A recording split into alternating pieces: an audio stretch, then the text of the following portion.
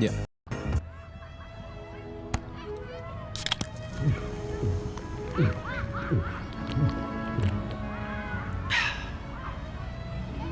Oh, no chocolates today, Mr. Woods? No, Ruby. This is all I need.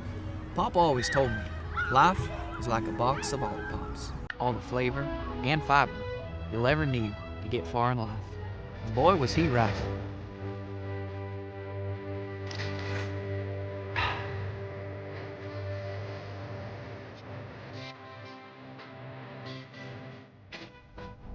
I never really had an end goal. Never had a reason to stop either. All I knew was I could run forever with one. Until I ran out. And then what? I went home. Oh.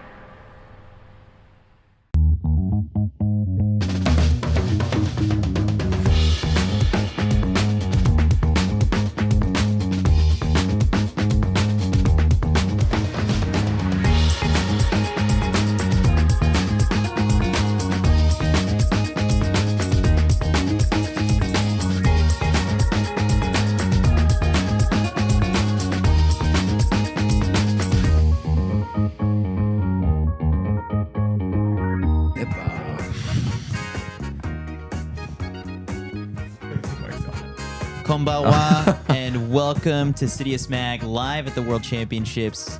Night 3 is in the books, and that's it, Mac. We that's it. Yeah. are coming to you out. live just after midnight here in Tokyo. It is another evening session just wrapped up. As you can see, I'm here with no Eric Jenkins next to me because may have taken a little bit too long getting back from the stadium because so he's asleep. He takes this like 15 minutes ago. Yeah, you're talking to the mic so people can hear. That's impressive. Mac is stepping in and double trying duty. to flip a camera around. So what happened is George Beamish was coming out of the I'm stadium. here, by the way. Yeah, Mitch is here. I'm here, guys. He's got his own camera, and then we're flipping another camera to get Mac on camera as well. So it's pardon our just disarray right now because we're still kind of getting our bearings. A bit of a hectic day at the track. Yeah, I mean, the last 60 minutes of what happened at the track, there was stuff happening off the track. There was a world record that fell, and just obviously the shock of the amazing 3K steeple race, some shockers in the women's 100-meter hurdles. So, like, we're going to talk about all of that, but just wanted to address the elephant in the room that our good friend Eric might be catching a couple of these because it's kind of crazy. And Mac, to your point that you just raised, is like, we were coming out of the subway. Yeah. I got a text from Eric being like, what's the word? And I was like, coming up. And we got in the elevator, got out of the elevator, walked in here. I settled in. I even texted Mac being like, start the stream so people can start to get in here. Mac didn't see that text because he had dozed off as well. So Hand up. And I was asleep respect on this that. bed. yeah, but you're awake now. I'm awake. It's now. great Ready to accountability. Yeah, yeah. I will say. Sorry, I have an echo. Let me switch these headphones out. But no, like we went in today thinking that it wasn't going to be that wild.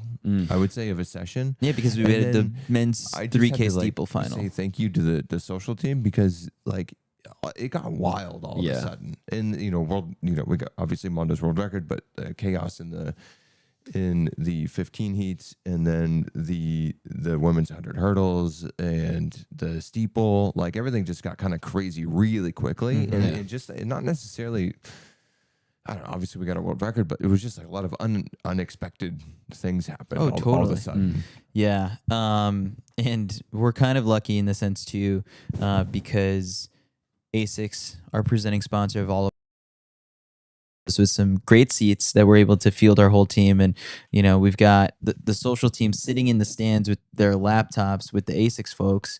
So they're taking care of things. And then they stay up until the very last minute until they're kicked out of the stadium. Preet is still at the stadium right now, gathering things from the Mondo press conference. Paul is there as well. I'll be shocked if Paul makes it out here for this. Maybe we could phone him in. But Well, we woke him up last night. yeah, To be honest. There's a lot of sleeping and waking up going on. they've made it tough just because, well, I guess like the last 2 days have been tough because first day they throw the ringer at you of just sort of like, okay, we're going to start this meet. You may not be acclimated to your sleep schedule if you're coming from America. Then day 2 is like, you're not going to get ready yet because we have the women's marathon. So they've tacked that on into the morning plus a morning session. And then today, men's marathon plus a morning session. And now tomorrow will be the first of 4 days without a morning session. I don't understand why they didn't just do the marathon on one of these days where there wasn't a morning session. I do like that it finished on the track. Like that whole side of things was great and stuff. But like, in a way, you get more eyes on it if it has its own morning. Justin and Johnny have not been back home in either to the hotel or the Airbnb in like 18 hours today. Yeah, Because they were at the marathon. yeah. Our photographers are putting in work. They did the entire morning session. Then they went to the sumo experience with ASICS with us. Oh, they win. And they went straight back to the track for the evening session. And the sumo thing was not close to the track. It took me, Jasmine, Paul, and Audrey 2 hours to get from where we were at sumo to the track. I'm pretty relieved to hear that I didn't go to that. Well, it sounded like an it was amazing very experience, cool. It but was yeah, very the cool. 2 hours would have been enough for me. There's footage. We're gonna release a bunch of photos. Peyton Otterdahl, ASICS professional shot putter. He got in the sumo ring. He wasn't the only one. And Paulie Throws did as well. So we've got some good stuff coming out of that. We'll probably post tomorrow. Plus, then I dragged Mac out to do an interview with Val Allman, which like we love, and that was awesome. But it's like for us, like we're cramming so much. Like first couple days, he's add a little sightseeing and stuff. Like we're making the most of this whole entire trip. But we're definitely sacrificing rest along the way, big time. Yeah, so I don't same thing with Paul. Like Eric was awake 15 minutes ago. Same thing as Paul last night was passed out for. So It's easy to crash. We're like ultra runners right now, it where is it's like we easy needed to crash. train ourselves to be able to like so we sleep have on. the people haven't been sleeping coming over yet. Yeah. So, Yeah. hey, let's do this. We had a Let's crazy do day. this. Let's do Yeah, Let's this. do this. let's power on, fellas. Yeah, we got and this. chat, hype us up because we're Some interaction would be good. yes. Some interaction would be real Day good. 3. Yeah. Not good for us. Well, also, it frankly, like, if you are listening to these shows, like, we are super excited to bring all of this to you. And the easiest way you guys can support us, like, subscribe to the CITIUS Mag YouTube channel. There's tons of interviews that we're posting. If you listen to us in podcast form, leave us a review on Apple Podcasts or Spotify. It helps us, in the algorithm and the charts. And so we're climbing up there. I think we do that every championship, and I'd love to see us as high as possible to show that a little track podcast can play with these NFL shows in the middle of the football season. So We just gotta. He's coming. we got a text. Yes. All right, he's on the way. I can't wait to. What the hell was he doing? We actually know he probably looked like me downstairs. All right, I don't blame him. Let's get into let's this. get into it. It was genuinely a really exciting day of track, and just a lot of shit happened. It was really cool. All right, to the 200 plus people who are watching on YouTube, thanks for sticking with us as we kind of laid out just sort of what we're going through right now. All right, let's dive into it. We have first quick shout out because I know we've been focused a lot on the track events. We usually rely on Paul to help us guide us through the field, but we were walking out of the stadium because we witnessed a world record, and that was one of the unexpected things kind of in the program. We had the women's 100 hurdles being the last event on the track, but Mondo was still going, and guess what? He delivered 6.30 meter clearance. He's still got tons of room, but it's really cool that he has now done this, this year, I think. Is it 2 or 3 times? That was his No, it was fourth. fourth. That was Fourth his time this year. Yeah, which is a little unexpected because everyone kind of, it's a bit of a bit at this point. It's like, oh, he breaks it once a year for his bonus. He's starting to send it.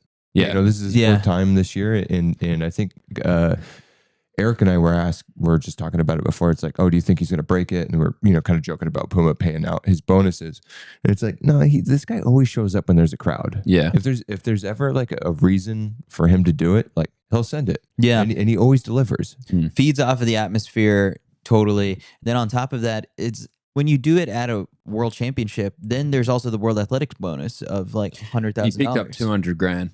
200 grand. Well, just from that pocket alone, you can't imagine what else he's, sponsors are paying him or whatever. But 100 grand for 100 grand for the world record, And then 100 and grand. then 100 grand from World Athletics plus whatever the bonus or kicker was on top of that for The him. Puma So bonus. guaranteed $200,000. Oh, easy. Yeah. Definitely more than that. Well over I that. think it was when everyone brings up he's breaking it for the bonus talk, and that strategically he does it once a year and then saves it for the next year. I think he's kind of past that because nothing's guaranteed in this sport. One injury and you lose can't do out it again. You lose out on just sort of the what if you dislocate your knee, trying to move a dresser into your apartment, and then you're never able to get back to the level. Because right behind him, Emmanuel Corrales, he looks fantastic. He's super young. Now he's kind of on the cusp of sniffing 6. Well, he had a great go at 6.2. Yeah. A great go at 6.2. And he's been very consistent now for the past 2 years. But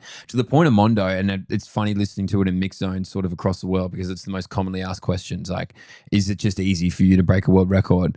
And it's interesting hearing him talk about it because he's like, no one's ever done this before in history.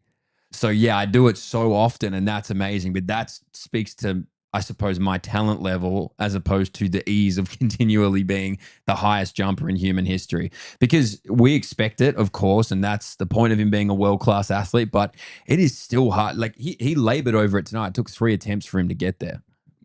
I guess my kind of thought process with Mondo over the last, I don't know, I would say 6 months is at some point, right, he's going to start losing it. Mm-hmm. His just ability, his talent, and whatever edge that he has over everybody. At some point, it's inevitable that Father Time's going to come. And I'm not saying that's happening anytime soon. Yeah. But at some point, it's inevitably going to. And it's we all know that he's got a lot left in there, right? So to me, it makes more sense that, he's going to start breaking the world record 2, 3, 4 times a year if he's healthy. Yeah. Because in 4 years, he might be on the decline. Yeah. And it's if he only breaks it by a centimeter each year, he's going to leave a lot left out there. So I think that over the next couple of years, we see him really start taking some additional chunks if he's healthy and everything is going well for him. It's really incredible watching him. I know that there's other athletes that are close, but holy Oh no, Christ, he's so good. I would easily. Would not be alone in this school of thought at all. He is the greatest track and field athlete of all time. I think. If we're going, if you're going pure, look at what the next best person ever has ever done. Locked in. I think the greatest track and field athlete of all time just walked into the room. I didn't see Mondo come in. Come on in, big boy. We're live.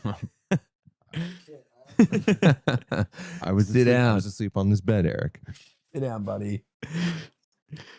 You got an extra mic? Sleeping nice.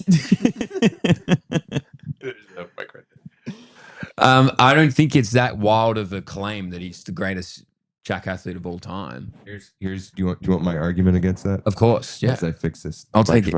Absolutely, I want an argument. Is the barrier to entry into the pole vault is much steeper than running the 100-meter, and I think that's very valid. So I think it's just a lot. You get fewer athletes running, or way fewer athletes. You do, and the pool is smaller. I'll fully accept that. But if you my counter to that is how far beyond the next best person he is you could have 1 million people in that pool, and I still feel like he would be far exceeding anybody who's in that event. So what he continues to do and the legacy he continues to build, this guy, he cannot lose. When is the last time he genuinely lost or didn't clear 10 centimeters, 15 centimeters yeah. beyond the second place getter in the competition. Yeah. That's like running the 1500 and winning by 80 meters, 50 meters every time you run it.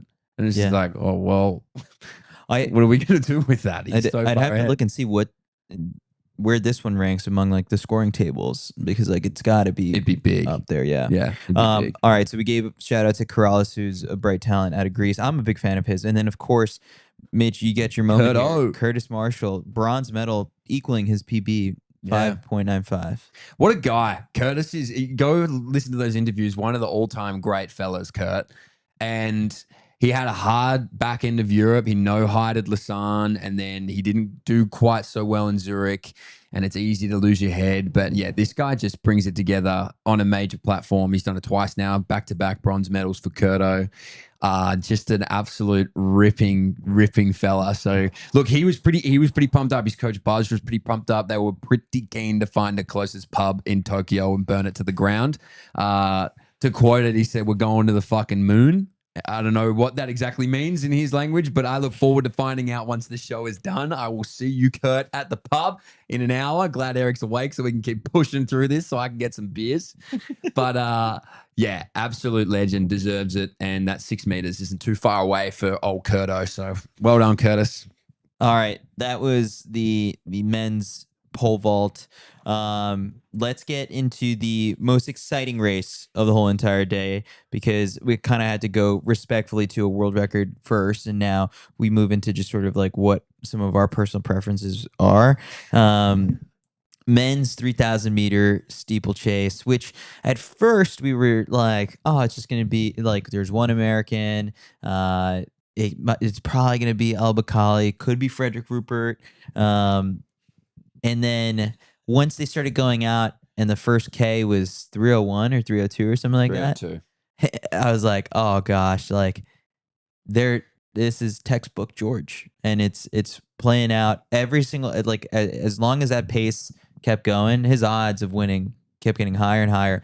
But then even at the bell, he was still far back. Yeah. On the backstretch, he was like 6th or 7th or something like that. It wasn't until they make that the final turn, get over that last water barrier, that he's in striking distance. The place is going absolutely berserk because Mura is like in contention for a medal as well. Loudest the whole stadium is gone. It was epic. And then right before, like, El Bakali maybe peeks up at the screen and can see that George is coming. And right before the finish line, George gets him, denies El Bakali the Tokyo to Tokyo gold medal sweep. It was awesome. And it's just, I guess from a personal standpoint too, it's just like, you know, he trains in the US. We see him all the time at these meets. Like, he's very open about like the highs and lows. Like, if you listen to the Coffee Club podcast, like over the last couple of months, it's been a little depressing sometimes when all these guys are banged up or not running well. Yeah. And now, like, this is like the season finale that so many people could have. I think they're sitting and waiting on like episode 200, and like this is perfect. Like, to hear whatever George is behind the scenes of like how this all came together is probably going to be really cool. So it's really easy to get excited for George to put this one together and get his second global medal, this time in the steeple, something that he thought was possible in Paris, but just like the unfortunate timing of injuries prevented that from happening. Guy's a 2-time world champ. Yeah.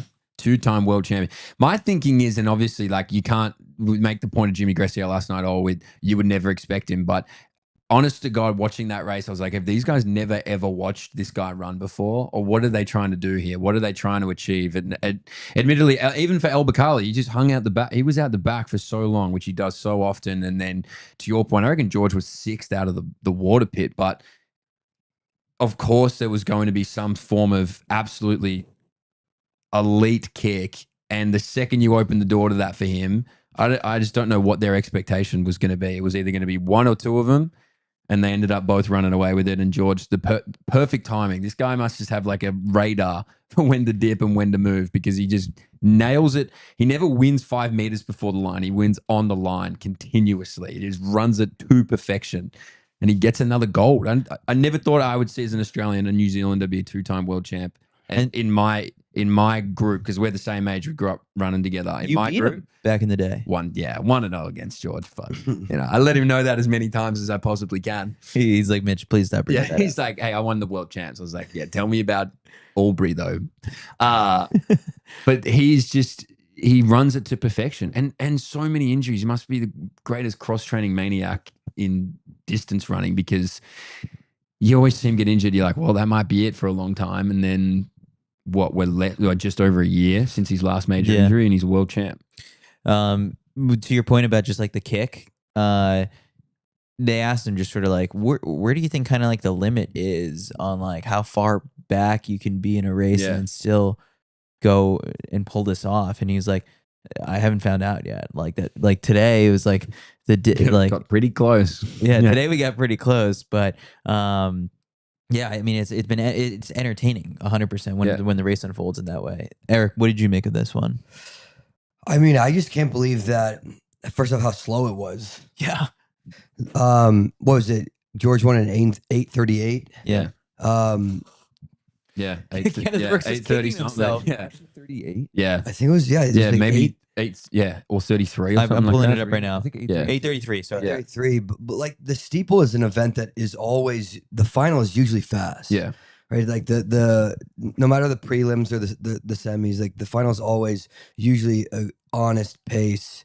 And if there was ever a time to make it an honest race, tonight would have been that. It is wild how no matter like George, if he's at all close, his kick is just that good that he's always in it. Yeah. He's always in it. The place was rocking with Mura. I was a Mira fan on that last so lap. was I. I mean, everybody was rooting for Mira on that last lap, hoping he could get it done. And then just to see once George started picking up momentum and when he starts moving, like he's undeniable. Mhm. And I'm kind of El Bakali I like how you said the Tokyo to Tokyo sweep. Because the guy's just been so dominant in this event. He's so hard to beat, and I'm very surprised that you saw him afterwards. Like he was like hitting himself in the head. Now I'm like, dude, why you should have just made it hard. Like he was all the way in the punch back. yourself in the head. And 5 minutes off the back. Yeah, it's like you're like, I'm like, cut the show, dude. Like you just got worked by George, and like everybody knows how good his kick is. that's my exact point. Someone did ask him, like, do you think El Bakali is aware of like how good your kick is? And he's like, he has to be. Yeah, of course. Like He this was is upside down in the prelim. yeah. So El Bakali made it like brought that up to George before the race. He like made some joke of his like, oh, like your nose or something like that. I'm sure like maybe his English isn't like the best, but he and so they've raced enough times. I don't think George has ever beaten El Bakali until today. Not many have. That was according to Galt, that was George's first steeple win ever. Steeple win? Yeah, that was That would his not 15th that would not shock me at all. That was yeah. his 15th steeple he's ever run, and that was his first win. Wow. I think that was a John Galt tweet. Yeah. So That would be That's an impressive. insane statistic to put up against previous world champs. Yeah.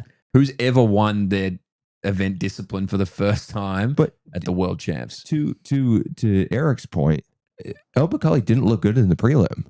They ran 8:28 in the prelim, and El Bakali had he had the spit all over his face. Like those guys labored to run 8:30 in the prelim. So like the distance races, these guys are struggling to run fast. Yes. It's every single heat, every single runner. They're really struggling out there to run fast. So like, try to make it 8:05. But I'm watching El Bakali in the back. I'm like, yeah, it looks like he's just jogging it like Mo Farah back in the day. But it's like, none of these guys are No one. We saw Rupert. Rupert was Frederick Rupert, like I think some of these guys got totally thrown off by like how slow it ended up being. but they were out the back. Yeah, Like, Frederick Rupert. It wasn't like, oh, it was He's super 12 slow and on- Frederick Rupert got like out kicked.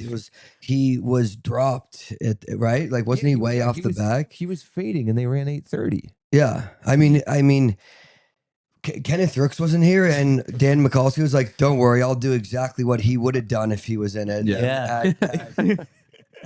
a K to go or 800 to go makes a very, very hard move and strung it out a bit.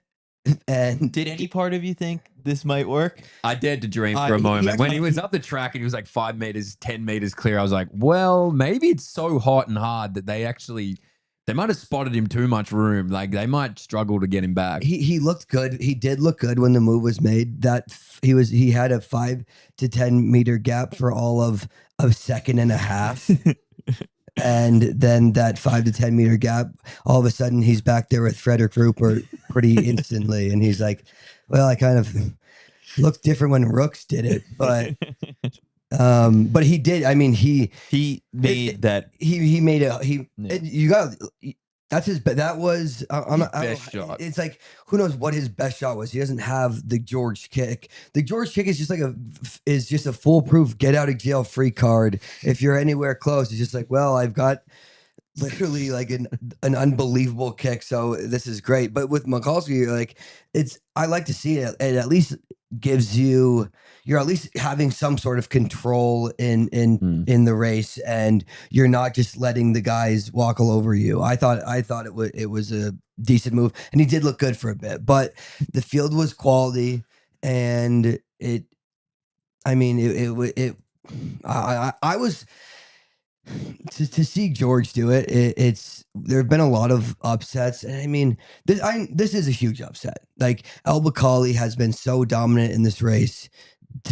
George getting the gold is a very big upset. Is it on the level of Jimmy Gressier winning the 10K? No, I wouldn't say it's quite on that level, but huge win, and I mean, super exciting. I mean, up until I was on a genuine high until Cole Hocker got DQ'd, and now it fucking ruined my whole night. Well, But Then you fell asleep. And then I fell asleep. I ruined your night. Then you ruined my night. Come down, come up to do the show, and I'm like, fuck off, dude. What's the point of this shit anymore, man? Honest to God. Like, was that a nightmare? Yeah. It was all of that a nightmare. I'm like, yeah. I'm like, Cole's still in, right? He's like, no. I'm like, well, then I just blocked Chris's number. No, I mean, we're going to touch on all of that in a bit. All these distance races, I mean, electric finishes all around. Yes, Gressier, we're down on it because of the implications that Americans didn't end up on the podium. Then this morning, men's marathon photo finish. The men's marathon had a closer margin of victory than the men's 100. 0.03 of a second. Yeah. I just gotta say, like, I love the heat. I love that the heat is kind of like really bringing out the racing and everything. Makes it so hard for us. No, I know, but like, Oh. I love it's just like pure racing. Yeah. It's Yeah. sick. It's like what we've always wanted and asked for. Completely different than what we've watched all year with the Diamond Leagues. And I'm sure it is a combination of a few factors, right? Like the heat. It's also super late into the year, right? Yeah. Like it's later than late September's hard. than the championships usually are. So I'm sure it's a combination of both, because it can't just be the heat. It's also just late at night. And it's yeah. Like, if I'm That gonna- too. I mean, like, we have. it's late. Yeah. They're running these things at 9:30, 10. That's when are you ever doing anything at that time? Yeah. Realistically. It's partly, I guess, Crack because of TV on the other parts of the world. But all right, let's. Good job, George. Yeah, it's Yeah. Shout out George. Shout out George. big Shout for out the George. podcasting community. Looking Yeah. forward to the next episode of Coffee Club. So El Bakkali ends up silver. Edmund Serum, 17-year-old from Kenya, gets the bronze. Another bronze for Kenya. Kenya really fell off in this event, but they're still coming away with at least a bronze. They're trying to figure out how to beat El Bakkali. A guy from New Zealand was able to figure it out today. Hell yeah, tough there, big hills in New Zealand. Georgie boy strong. I kind of feel like I'm still adjusting to the fact all growing up, all I've known is East African dominance. And now it's not so crazy to see a New Zealander winning the steeple, a Frenchman winning the 10. Also a Swede was on the podium there in the 10. Like, you're not seeing that classic pack it up, boys. The East Africans are about to steamroll you. Good luck coming eighth. It's like, hey, anyone on their day can get up and do something crazy. And I know that there's a lot of political side to all of that at the moment, but still, it is an adjustment, and it's now creating a different expectation of being like, some of these guys are going to be able to hang and win and do some crazy stuff. Soon we're going to be like, man, I didn't see the day that like an East African won a distance race. We're getting there. It's coming. All right. That was the men's steeplechase final. We don't have Anderson here, but we can riff off of the women's 100-meter hurdle final that took place immediately after that. I thought that this was going to be the coronation of Masai Russell, just because she's been on a heater this whole entire season. And last year, she came up clutch at the trials and at the Olympics. 2 big wins, 2 big exclamation points, and then all throughout the season it was just not winning, finishing 3rd, 4th, 6th, whatever it might be. This year, flipped the script, winning all the time. Picked a really bad time to have her worst race of the whole entire season, because she ends up finishing 4th in 12:44. Wasn't really in contention in that one. Dq'Ed Kambundji had an excellent start in this one, and from the gun comes away national record 12:24, personal best for her. And then actually Anderson's perfect timing. It walks right in. We're talking the 100 hurdles. I could catch a few Z's. 100 hurdle final. Anderson. What I was just saying was Masai Russell picked a bad day to have her worst performance of the season. Worse, yeah. Unfortunately, this was rough. She actually kind of looked not too great in the semifinals either initially to me, but even after the final, I spoke to her and she said that, yeah, it didn't click for her. She didn't have a great, first half, and then she hit hurdle 5 and that just like threw off her momentum completely.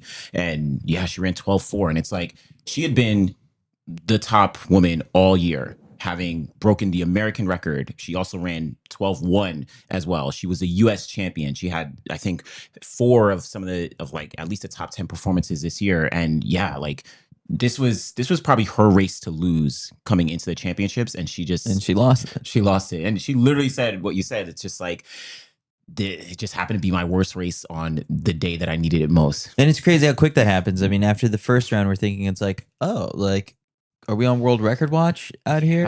That was the conversation. And not even close today. Yeah. Toby Amasan, the world record holder, ends up with a silver medal. For her, she this is a get back performance. This because was a comeback, yeah. Because she had missed the podium. She won gold 2022. She broke the world record, and she missed the podium in 23. Missed the podium. Didn't even make the final last year. Didn't even make the final, yeah, in 24. And now she comes back, and she'd been having kind of a quiet, but it's a really strong season in 2025. But this was a big kind of comeback for her. Is this your final race in a Nigerian uniform, you think? Because like, it's kind of crazy. Like I did see like on Twitter, it's like, oh, I'm so happy she got to her moment, but like, and I hope she finds another country that treats her right. So some background on this. I don't know if you're familiar with what happened. Toby Amasan posted like basically like all of the race kit stuff that she got. It's a little plastic bag that Nigeria gave the athletes, and it had like 2 shirts, 2 shorts, 1 pair of pants, and like that was it. Basically, literally nothing else. And then we've got basically every member of Team USA posting on TikTok like, "Here's my gear haul," and like it's literally like bags and bags of stuff. And then the Nigerian Federation responded by saying, "Oh, you didn't see I didn't this? see that." They've responded by saying, "Yeah, but you flew business class to Tokyo." They responded on social media. Who flew business class? I'm like, Nigeria or the US? No. I'm confused. No. So Toby, like it's like Toby. Oh, posted, they were potting their own athlete. Yeah, so like they responded to her saying like, "This is all I got," and they're like, "Oh, but you flew business class. Like essentially, like it seems like you shouldn't even be complaining." Yeah, they're like, you this." could have got 3 T-shirts, but you flew business class. So Because you flew business, we couldn't give anybody else any more gear. To Toby Amasan, you flew business class and got full kits. This is on social media. This isn't press releases. This is just them going back and forth on Twitter. it's a headline. It is. There's like 6 Google News headlines. You flew business. What's the problem? Yeah. Freaking crazy. Yeah. Enjoy. We're good people. We Right. put you in a business class. But wait, so it's actually kind of funny. It's like the guy defended saying those kits are not inferior or whatever people are trying to say. If you look at other countries, they're using similar kits. It's just probably about the packaging because it looks like it was not put in a box or not bought in bulk. He's right. It's like you had to put it in a briefcase or Yeah. a suitcase or something. I would have been way fine with 2 shirts. But a plastic bag. He's like, who forgot to gift wrap it? You wrap it, you gift wrap it, you put the bow on it. You don't just give it to her in a plastic grocery bag, guys. Come on. And then, Oh, so Lord. then other people were just like, well, of course, like she should fly business class. She's like one of our big medal hopes. Like, She's like the medal hope for Nigeria. And even to the point of the kits, I remember in 2000, it was either 2022 or 2023, but there was members of Nigerian media who had to bring the kits to, No I'm way. pretty sure it was Really? Eugene. They had to bring the kits for certain athletes. Like the athletes from Nigeria didn't even get them like delivered or whatever. And so it's imagine that being like, Ryan Krauser, you got to go find Paulie Throws. He's got your uniform for you. uniforms to compete in at the World Championships. It was so crazy. All right, so I mean, like, if she chooses to run for Turkey, Yeah, I'll say though, after speaking with her after, I don't know if she was like super excited, and I don't know if she was being diplomatic, but she was very much like, this is for me and this is for Nigeria. This is for my people. She didn't say federation, but like just for Nigeria, you know, I think she was just like soaked up in the moment, but we did see Favor Ophelia. She, you know, took the Turkey cash haul of $500K or whatever and is like transferring over. So who knows? Good deal. good deal. Like, Yeah.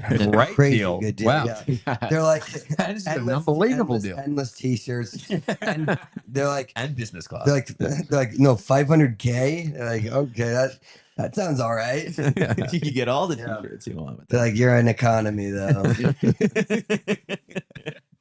Last medal was Grace Stark. I mean, just a total feel-good story. Yeah. You know, the knee injury and everything, and then from there, making the Olympic team last year.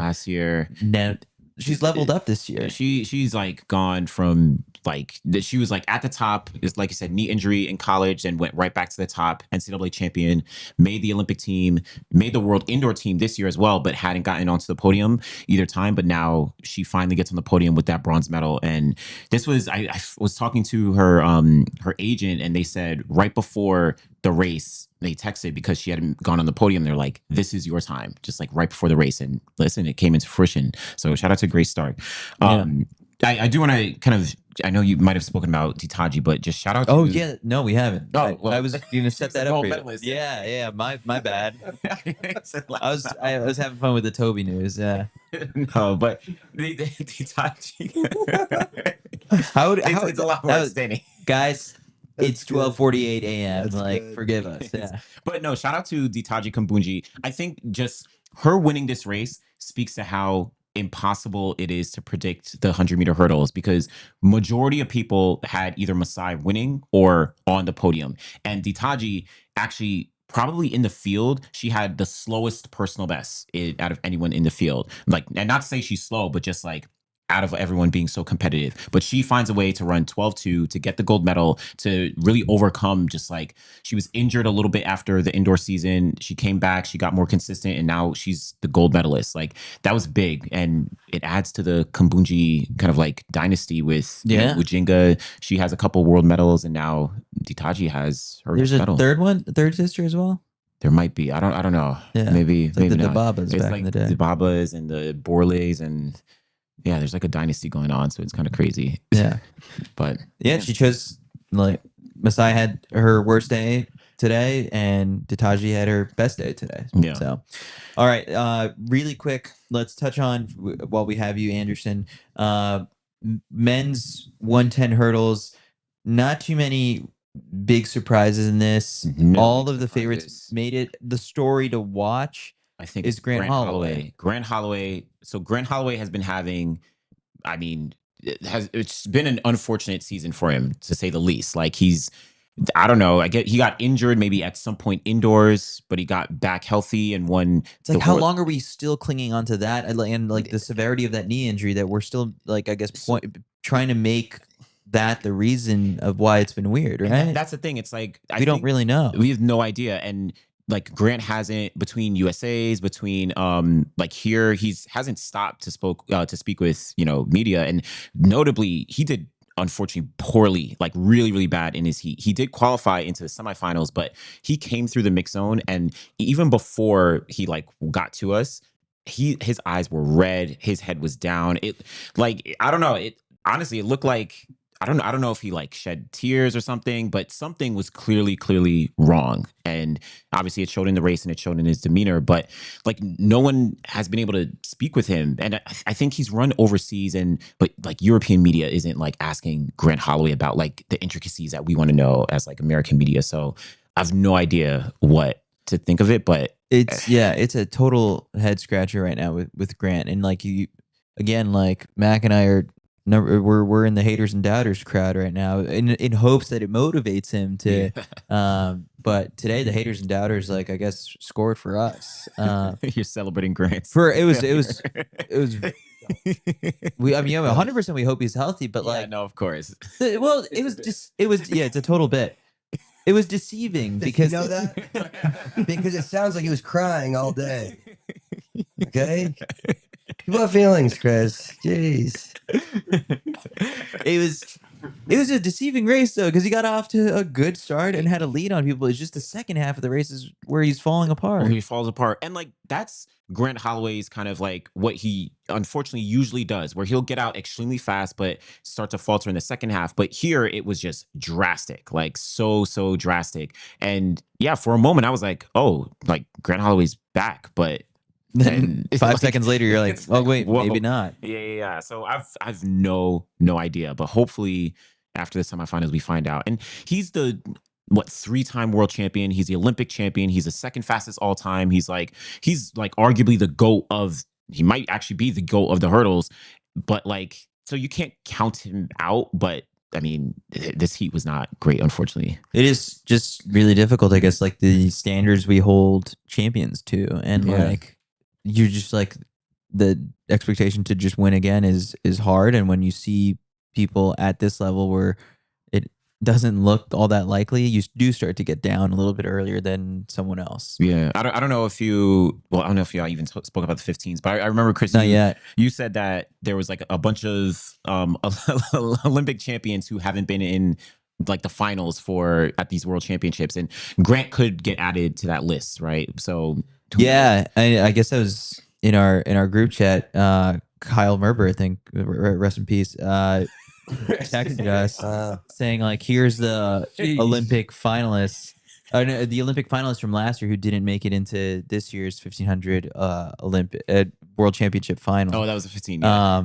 But yeah, no, I think it's a long list, I think, of surprise shock exits so far, and so hopefully he makes it to the final, and then like clean slate, anything can happen. But anything can happen. Yeah. It's looking difficult. Yeah. And then not much to say about the first round of the men's 400 hurdles. Yeah, all the big favorites made it through. It's that was forget like everything. Everyone qualified through, but like to me that actually seemed like so useless and dumb. There was like I don't know. Here we go. It was four. The top 4 automatically qualified, plus the next 4 fastest times. So you see guys like Karsten Warholm and Alison Dos Santos. It's like, oh, are they like, you know, not doing well? But no, they know that I just have to walk over hurdles and I'll qualify into the next round. Like I actually don't understand why they. I'm looking at it right Why now. did they get small cues? Actually, like, Ethan Strand is asking that question right now. Yeah, It was. I have no idea like why they have this round. No, yeah, I'm looking at it right now. No, there's 24 people who advance, and I'm looking at all the country flags of the people who had exits today, and none of this. I mean, all 3 Japanese athletes are out, so maybe it was just for Japan. Just like, let's get them excited about the 400 hurdles. I mean, they were fired up. Crowd was hyped. Okay. Right? The crowd was like, there's a chance to get the small cues, run to the line. Come on. And they're like, oh, actually, we're pretty far back. They're like, we're just not fast twitch. We don't have a lot of fast twitch fibers over here. We're distance, we're endurance. Javelin throwers. We're javelin throwers. Yeah. All right. Anderson, thank you. Lord, yes. All right. Go get some rest. Enjoy that sleep. Yes. All right. Let's talk some 15s to close this thing out. Semifinals. We had 2. Again, we dubbed the first one the semifinal heat of death From hell. because it included Niels Laros, Diamond League champion, plus 3 previous world champions. They get through with ease. But I don't understand why everyone was packed up so much. Samuel Filstrom, who ends up with the 6th and final qualifier to the final, only beats Nordas by 0.01 of a second. I mean, it was a strange race, and particularly coming into that finishing shoot, to your point, where usually it's a blanket and everyone runs so wide. It was almost like everyone tried to find a door that was shut. And Koskren was one of those who eventually got through, but I asked him about it. I'm like, man, looked like you tried to find somewhere. He's like, I thought it would open up and everybody closed it in, and then we all kind of pushed through, and I kind of headbutted someone and I didn't know if I'd made it through, but they all just lazed around for so long. And again, it's they were laboring. As old as time. Everyone thinks they have the best kick in the field. Someone's going to miss out. And evidently one of the big dogs missed out. Yeah, so Nordis didn't get it. Obviously, Ethan Strand didn't get it. He mistimed that kick a little bit. Stranded. Yeah, I think I'm trying to remember the race back. Kerr was the one who was in the front doing commanded. Kerr is very tough to get around, right? Yeah. So it's like when he's in the front, he's got he's a big, powerful stride, tough to get around. There is no board to see. Wasn't Josh Kerr complaining about he's got no board to see who's coming up on his shoulder, what's going on with everybody behind him. So it's it was kind of this big blanket finish, and that was kind of the first time, because there wasn't this blanket finish in the slow early opening rounds, which you would expect to see. There was that today. This was the strong heat. Yeah. This was, it's that's why you see Whiteman looked good to me. Whiteman looked great. Jake looks awesome. Whiteman looks back. Whiteman so far this championship has looked fantastic. He won Under the radar. He won fantastic. He won his first race. And this is a guy who's been kind of banged up. He's been on the injury. He train missed for a British while. champs. He missed British champs. But I think that wasn't that illness. I think. Yeah, but he's always got a little something. But he's still he Still illness. time off He still training. missed British champs. But even before that, he's had an up and down year. Has had a tough time staying healthy for consistent periods. But so far has looked really good, and he's into the final. And this is a world champ, right? Yeah. So he's a world champ Mac. with he's got a new coach this year. Yeah, no longer with his dad. No longer with his dad. Yeah. I'm like just thinking about their Thanksgiving. I'm like, are they good? Yeah. But no, Jake's looked really good, and now with so many of the best 1500 meter athletes of the year out. Oh man, yeah. Jake's got a real. You gotta love his odds to end up on the podium somehow. Yeah. Niels Laros was the one who was awarded the win here. 335.5. How did he look to you? I thought he looked great. Laros. He didn't win the opening round, but he looked really good. I thought that. I think he looked great. Kerr looked great. And Chariot's turning back the hands of time. This is a guy who's done so much. He's done it for a super long time, and so I wouldn't consider him to be a favorite to podium. You can't. He's a guy you just can't overlook. Yeah. So that race finish photo. Well, because That's what I'm saying. Now that I'm seeing this, Kerr fell at the he got tumbled. tripped at the end. tumbled at the line, and it wasn't because he's diving at the line to secure a spot in the final. It's because gets tripped up. Yeah. Yeah. I wish my knee could I turn would that be way. look, whoever tripped me, It did. DQ. Yeah. Yeah. Get the hell out of here. Hell out of here. This is what I'm saying about the Andy Coskren thing, though. they're all trying to find a window that doesn't exist. But Jake Whiteman, master tactician again. Coskren's lucky he made it. He made it. Yeah, He honestly, made it through. Yeah, because Nordis is only shot. He's missed. Look Yeah. how close that is. He's missed. Yep. A good race in the end. Great It was a race. really oh, good really good race. Good race. But again, to Mac's point, in that home stretch, they look like they were laboring. They are. They're all. It's they hard are out there. laboring. Yeah. I mean, yeah. I mean, it's You the throw all those 327s out the window. Those Times- yeah. 328s. It's just racing. This is just gut just racing. Yeah. Yeah. Gut racing. All right, then we get to Heat 2. And also trending wise, like they're running a little bit faster. Yeah. 336, 335s. Heat 2, same exact thing happens. In coming down the final 150 meters, it's packed up. You got 7-8 guys all together. And I think, let's see, Reynolds Chariot gets awarded the win in 336.64. Seventh place was 336.94. So by 0.3 seconds, you were either in or you were out. And actually, that's not even true. That was originally 8th place because it was Chariot, then Cole Hocker, Adrian Ben, Isaac Nader, Jonah Koech, Neil Gorley, and that was it. What happens in the final 100 meters of this one is what was being very closely reviewed by officials because I guess a protest was filed probably from Germany, I would assume. Immediately.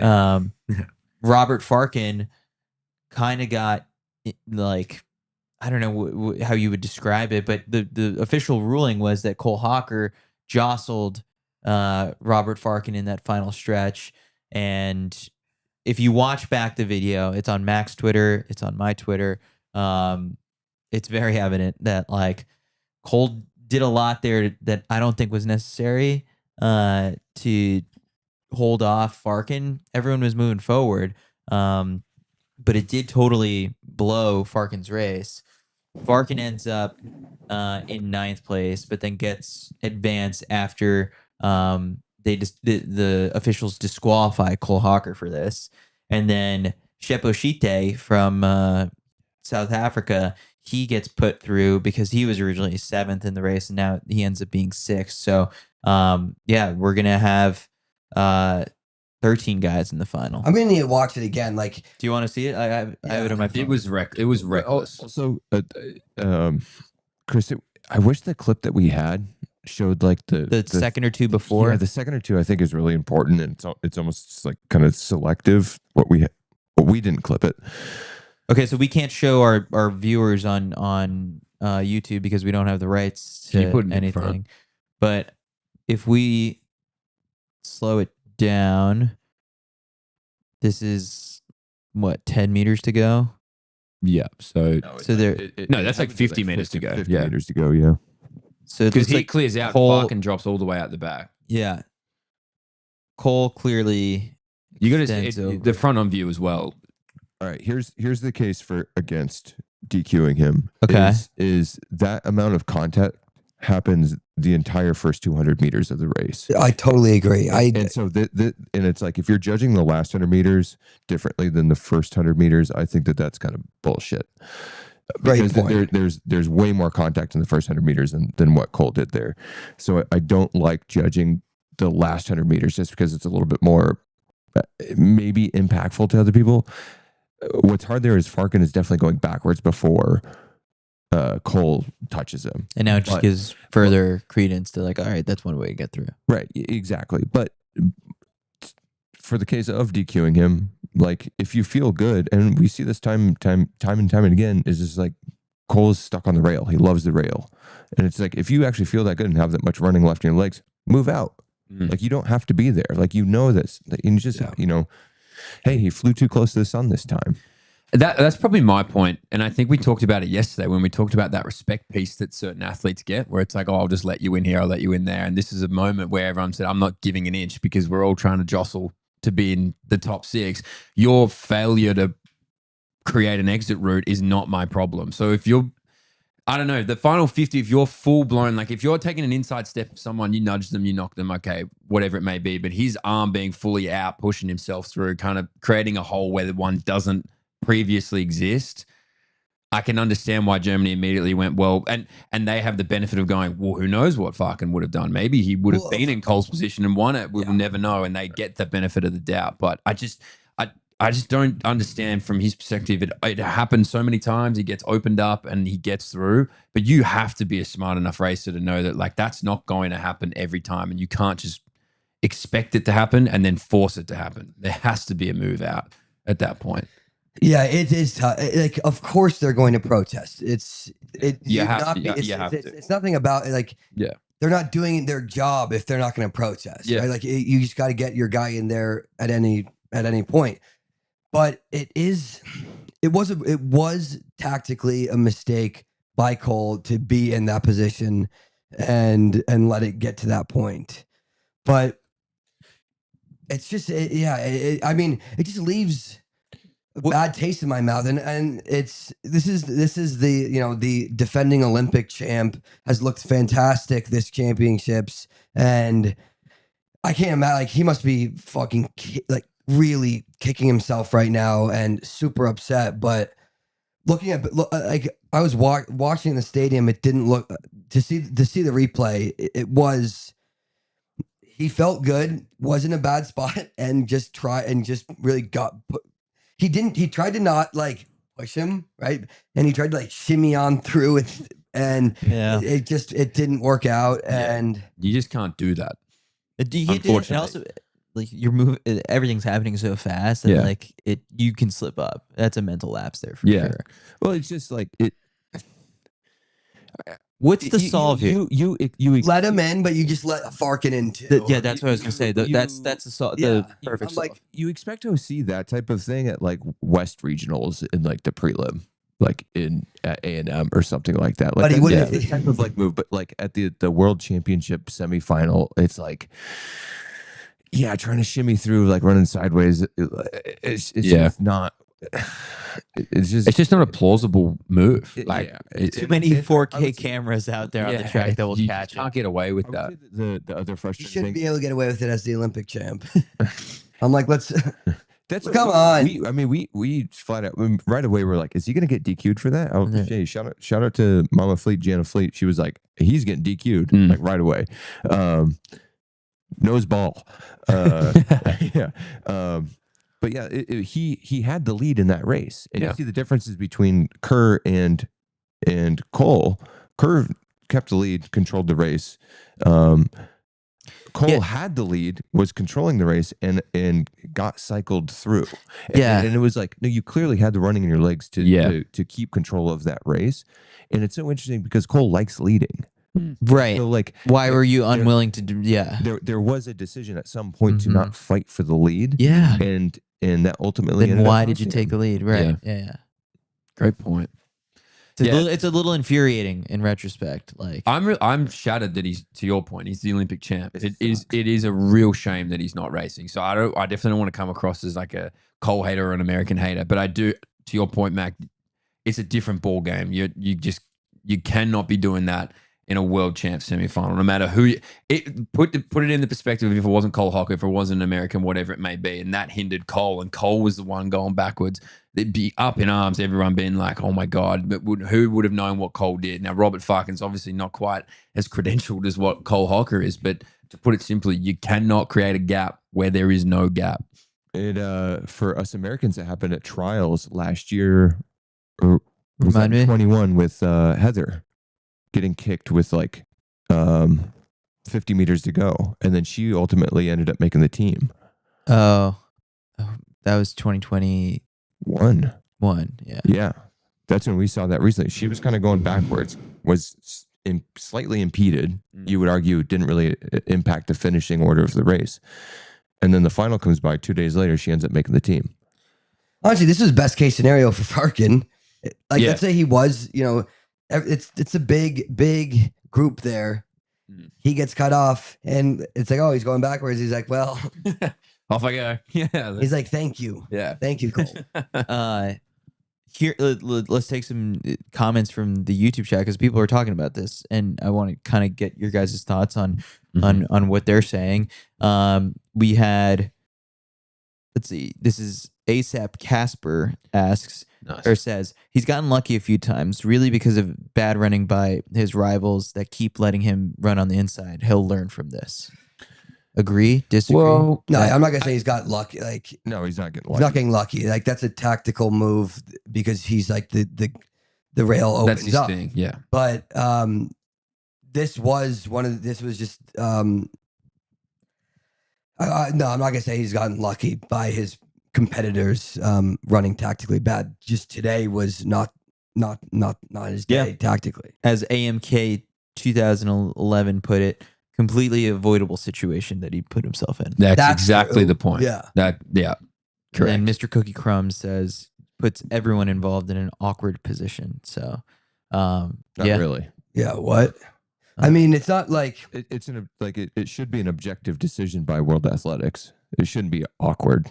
yeah, no, it's not awkward, and it's not like Robert. It's not like a Robert awkward for like Robert Farkin or and it's just it is what it is, and you've got if you're the German Federation, if you're I don't know who the like in this situation.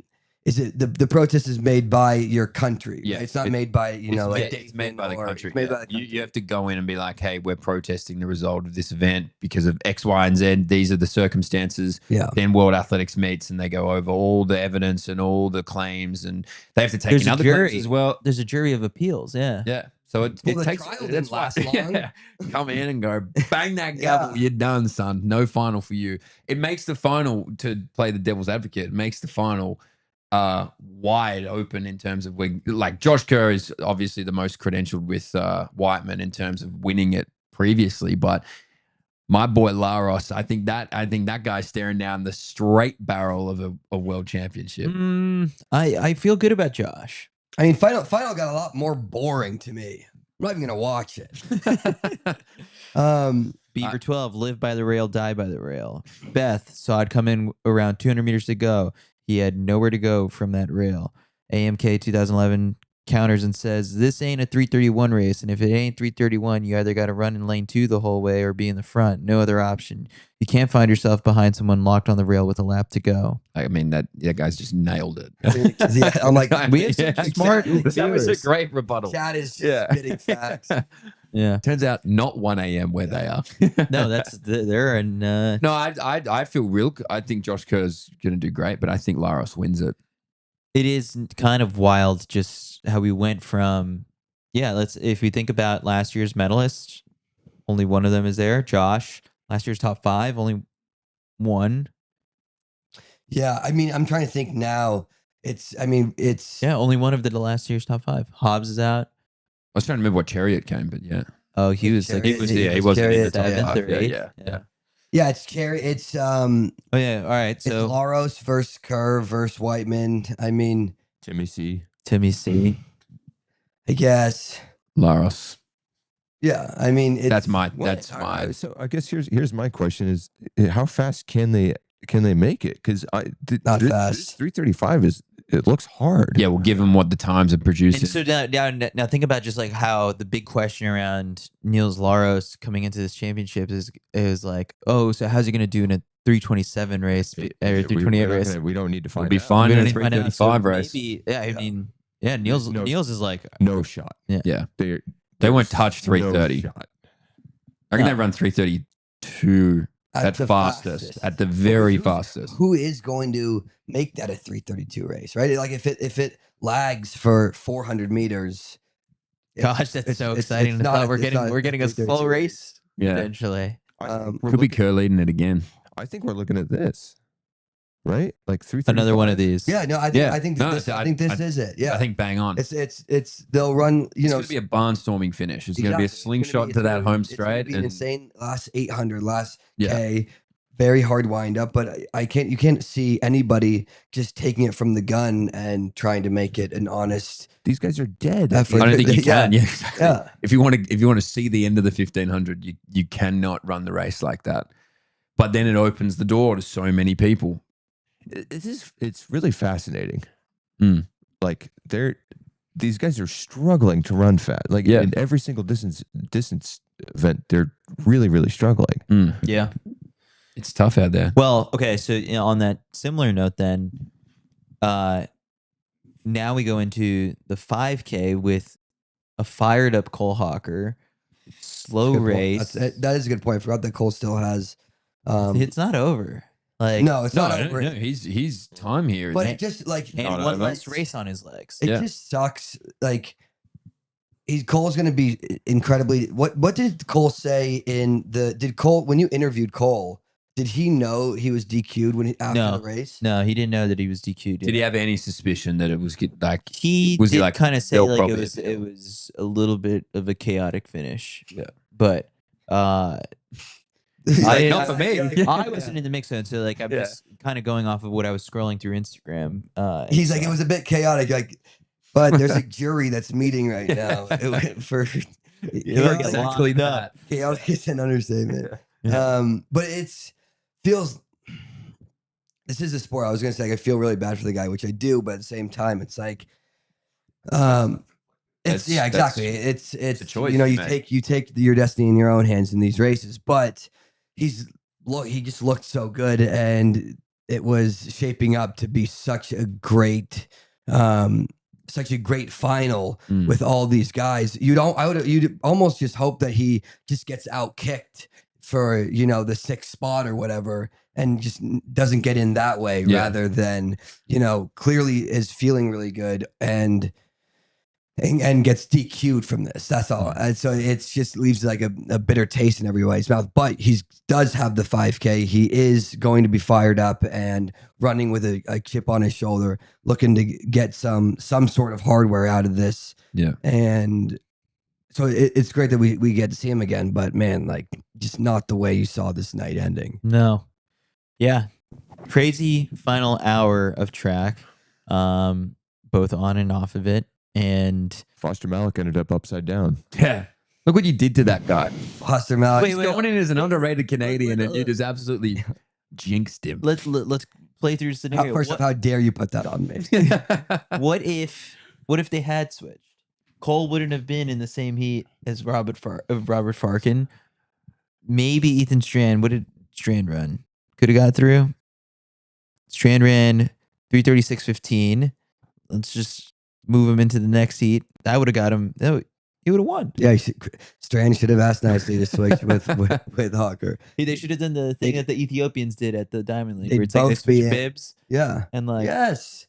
Switch bibs. No one would have known. They both would have been in the final. that's what could have happened. Unfortunately, Foster Malik probably would still be out. Bye.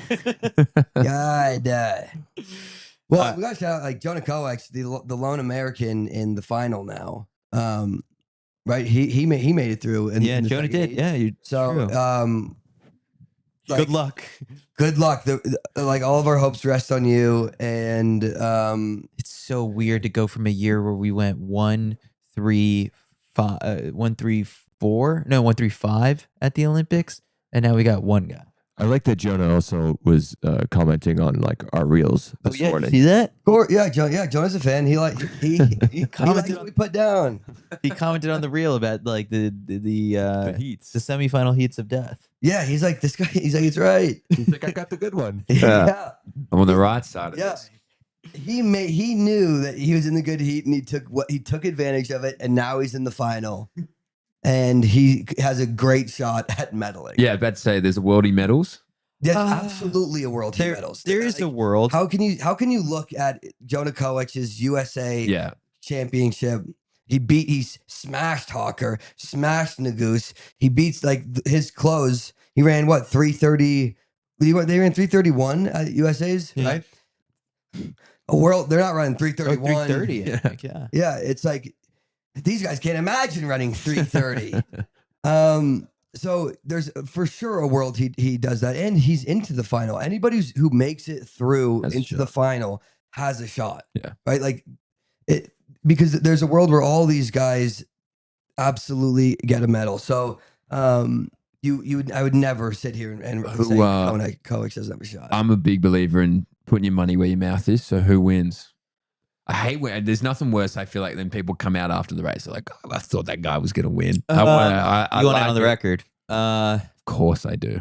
I guess Now that I think a I little guess bit I'm more gonna about say it. Kerr. I think it's to me it's kind of like a toss up, but right now between Kerr and Laros, Yeah. and I think Kerr is just he's a seasoned veteran in championship experience, and he really does. He's incredibly confident, and not to say Laros isn't. He is, but Well, he's done it before. he's done it. He's done it Yeah. before, and I think he's going to dictate the race and control it a bit more than a guy like Laros will. My heart is saying Kerr. My brain is telling me Laros. I think because of the whole side of realizing ultimately that it's like, yeah, I guess we were just worried about this guy running 327, 328 if he'd be capable of that, and it's not going to be that. So he's got all the other tools that he needs to be able to win.